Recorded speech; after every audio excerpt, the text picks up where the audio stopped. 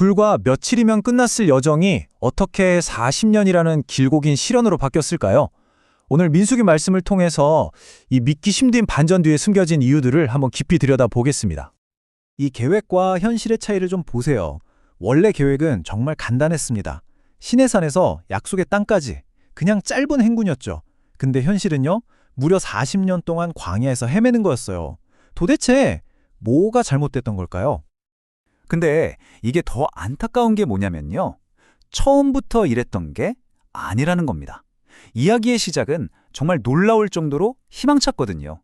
자, 민수기 10정을 보면 이들은 아주 질서정연하게 약속을 향한 여정을 시작합니다. 한번 상상해 보세요. 은 나팔 소리에 맞춰서 수많은 사람들이 완벽한 질서 속에서 행진하는 모습, 정말 희망차지 않나요? 이건 하나님이 우리를 이끌고 계신다는 아주 강력한 신호였어요. 하지만 안타깝게도 이 완벽했던 시작은 정말 순식간에 무너져 내립니다. 아니, 그렇게 희망차게 시작했는데 왜 갑자기 흔들리기 시작했을까요? 문제는 바로 이거였습니다. 얼마 지나지 않아서 나타나기 시작한 파괴적인 불평의 순환 때문이었죠. 그러니까 처음에는 그냥 먹을 게 없다, 이런 불평이었어요. 근데 이게 탐욕으로 번지면서 징벌로 이어지고, 심지어는 말이죠, 미리암과 아론 같은 최고 지도자들까지 모세의 리더십에 도전을 합니다. 이런 작은 균열들이 결국 거대한 댐을 무너뜨리는 그런 경고 신호였던 거죠. 보시면 이 여정 초반에는 아주 명확한 패턴이 계속해서 반복돼요. 첫째, 사람들이 불평을 해요. 둘째, 그러면 어김없이 심판이 따라오죠. 셋째, 모세가 어떻게든 중간에서 막아섭니다. 이 패턴이 끝도 없이 계속되는 거예요. 자, 이제 이야기가 정말 결정적인 순간, 전환점으로 접어듭니다. 가나안 정탐이라는 사건에서 내린 단 한 번의 선택. 이 선택 하나가 모든 걸 바꿔버리는 재앙을 불러오게 됩니다. 여기서 핵심적인 질문이 던져지는 거죠. 결국 선택은 둘 중 하나였어요. 보이지 않는 하나님의 약속을 믿을 거냐, 아니면 눈앞에 보이는 현실의 두려움을 믿을 거냐. 이건 믿음과 두려움의 싸움이었습니다. 정탐꾼들이 돌아와서 보고를 하는데 이게 완전히 극과 극인 거예요. 10명은 막 난리가 났어요. 거기 사람들 완전 거인이에요. 우린 그 앞에 서면 그냥 메뚜기예요, 메뚜기. 절대 못 이겨요. 이러면서 절망을 퍼뜨렸죠. 그런데 딱 두 사람, 여호수아와 갈렙만 달랐습니다. 아닙니다. 하나님이 우리랑 함께 하시는데 뭐가 두렵습니까? 우린 이길 수 있습니다. 그런데 정말 안타깝게도 사람들은 누구 말을 들었을까요? 네, 그 두 사람의 믿음이 아니라 두려움을 퍼뜨린 10명의 말을 선택해버린 거죠. 그리고 바로 이 선택이 모든 걸 망쳐버렸습니다. 그 선택의 대가로 주어진 숫자가 바로 40입니다. 불신을 품고 땅을 정탐했던 40일, 그 하루가 광야에서의 1년이 된 거예요. 그래서 40년. 40년 동안 광야를 헤매야 한다는 정말 끔찍한 결과가 나온 거죠. 40년! 이게 그냥 시간만 보내는 게 아니었어요. 이 기나긴 세월 동안 정말 끔찍한 일들이 계속해서 터집니다.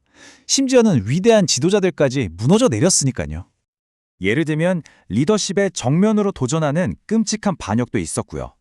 대제사장인 아론도 결국 약속의 땅을 밟지 못하고 죽게 돼요. 근데 정말 가장 충격적인 건 뭔지 아세요? 바로 그 위대한 지도자 모세마저도 이 광야에서 무너지고 만다는 겁니다. 자, 또 이런 일이 있었어요. 사람들이 또 물이 없다고 불평을 하는 거예요.